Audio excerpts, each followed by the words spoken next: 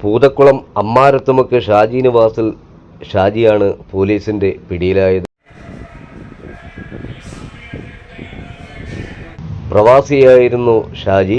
എന്നാൽ ഇപ്പോൾ നാട്ടിൽ വിശ്രമ ജീവിതം നയിച്ചു വരികയായിരുന്നു.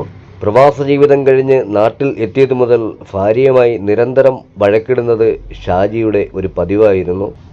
നിരവധി തവണ ഇവർ തമ്മിൽ അടിപിടി നടന്നതിന് മുൻപും പോലീസിൽ പരാതി ലഭിച്ചിട്ടുണ്ട്. അപ്പോഴൊക്കെ സ്റ്റേഷനിൽ വെച്ച് ഒത്തുതീർപ്പായി പോകാറായിരുന്നു പതിവ്.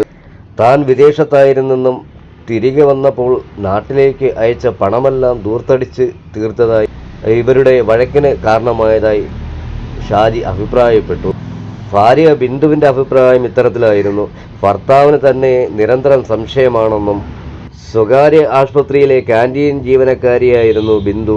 ബിന്ദുവും ഷാജിയും തമ്മിൽ ഏതാനും ദിവസങ്ങൾക്ക് മുൻപ് കലഹം ഉണ്ടാകുകയും ഇതിനെ തുടർന്ന് പിരിഞ്ഞു കഴിയുകയുമായിരുന്നു.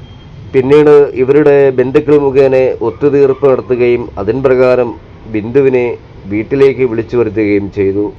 എന്നാൽ അവിടെ വീട്ടിൽ വെച്ച് വീണ്ടും പഴയ തരത്തിലേക്ക് വാക്കുതർക്കമുണ്ടാവുകയായിരുന്നു. പ്രതി കയ്യിൽ കരുതിയിരുന്ന വെട്ടുകത്തി ഉപയോഗിച്ചാണ് ബിന്ദുവിനെ തലയ്ക്കും കൈക്കും വെട്ടിയത്. ശേഷം ഇയാൾ സ്വയം കഴുത്തിലും വയറ്റിലും കുത്തി മുറിവേൽപ്പിക്കുകയും ചെയ്തു. ഓടിക്കൂടിയ നാട്ടുകാർ പരവൂർ പോലീസിൽ വിവരമറിയിക്കുകയും ഇരുവരെയും പാരിപ്പള്ളി മെഡിക്കൽ കോളേജിൽ പ്രവേശിപ്പിക്കുകയും ചെയ്തു. ആശുപത്രിയിൽ നിന്നും കസ്റ്റഡിയിലെടുത്ത പ്രതിയെ പരവൂർ പോലീസ് വധശ്രമത്തിന് കേസെടുത്ത് കോടതിയിലെത്തിച്ച് റിമാൻഡ് ചെയ്തു. ന്യൂസ് കേരളം 24.